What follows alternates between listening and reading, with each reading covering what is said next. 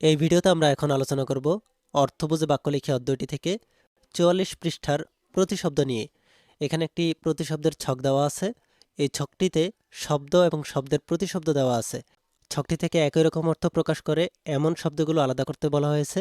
আর এখানে একটি নমুনা উত্তর দেওয়া আছে। নমুনা উত্তরটি হচ্ছে অন্ধকার, আধার, তিমির। এখানে তিনটি শব্দেরই অর্থ একই রকম, তারা হচ্ছে একে অপরের প্রতিশব্দ। আমাদেরকে এখানে এই ছকটি থেকে প্রতিশব্দ বের করে এই খালি জায়গাগুলোকে পূরণ করতে বলা হয়েছে। আমরা এখন এই ছকটি থেকে প্রতিশব্দ নিয়ে এই খালি জায়গাগুলোকে পূরণ করব। আমরা তাহলে উত্তরগুলোকে দেখে নিই। ২ নম্বরে আমরা এখানে লিখব দুঃখ, যন্ত্রণা, কষ্ট। এখানে তিনটি শব্দই একে অপরের প্রতিশব্দ। এরপরে ৩ নম্বরে আমরা লিখব গাছ, তরু, বৃক্ষ। এখানেও এই তিনটি শব্দ একে অপরের প্রতিশব্দ। এরপর আমরা ৪ নম্বরে লিখব পার, কুল, তীর। এখানেও এই তিনটি শব্দ একে অপরের প্রতিশব্দ।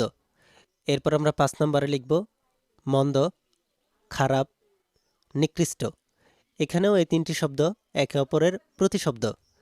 এরপর আমরা ৬ নম্বরে লিখব চন্দ্র, চাঁদ, শশী। এই তিনটি শব্দ একে অপরের প্রতিশব্দ। এরপর আমরা ৭ নম্বরে লিখব পাথর, শিলা, প্রস্তর। এখানেও এই তিনটি শব্দ একে অপরের প্রতিশব্দ। এরপর আমরা ৮ নম্বরে লিখব চুল, চিকুর, অলক। এই তিনটি শব্দ একে অপরের প্রতিশব্দ। এরপর আমরা ৯ নম্বরে লিখব ঘোড়া, ঘটক, অশ্ব। এখানেও এই তিনটি শব্দ একে অপরের প্রতিশব্দ। এরপর আমরা সর্বশেষ ১০ নম্বরে লিখব তরঙ্গ, ঢেউ, উর্মি। এই তিনটি শব্দ একে অপরের প্রতিশব্দ। এই ভিডিওটি তোমাদের কাছে ভালো লাগলে ভিডিওটিতে একটি লাইক দিয়ে দাও, আর পরবর্তী ভিডিওগুলো পাওয়ার জন্য আমাদের চ্যানেলটিকে সাবস্ক্রাইব করে রাখো।